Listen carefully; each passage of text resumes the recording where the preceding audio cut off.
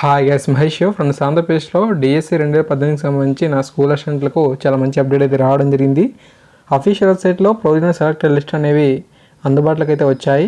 Okay, so మనకు ఈ యొక్క అప్డేట్ అయితే ఇచ్చారు, కానీ మనకు అఫీషియల్ వెబ్సైట్లో వీటిని చూపించలేదు. బట్ కొన్ని క్షణాల క్రితమే ఈ GPP municipal corporation, GPA municipal, tribal schedule, tribal non schedule model school సంబంధించి ఓకే ఇవన్నీ కూడా మనకు లిస్ట్ అనే ప్రొవిజనల్ సెలెక్టెడ్ లిస్ట్ అనేవి అందుబాటులోకి అయితే వచ్చేసాయి.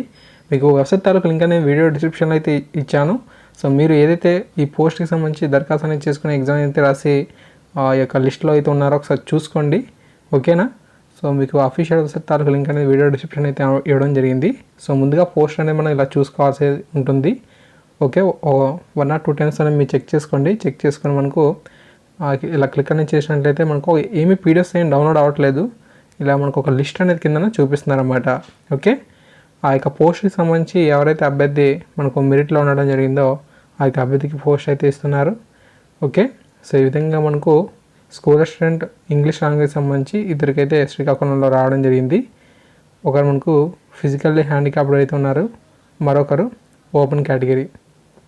తర్వాత విశాఖపట్నం చూద్దాం. పోస్ట్ కేటగిరీ కూడా చూస్తే మనకు ఇక్కడ మనకు చూడండి, ఇక్కడ మనకు 4 members అయితే ఉన్నారు మ్యాథమెటిక్స్ సంబంధించి.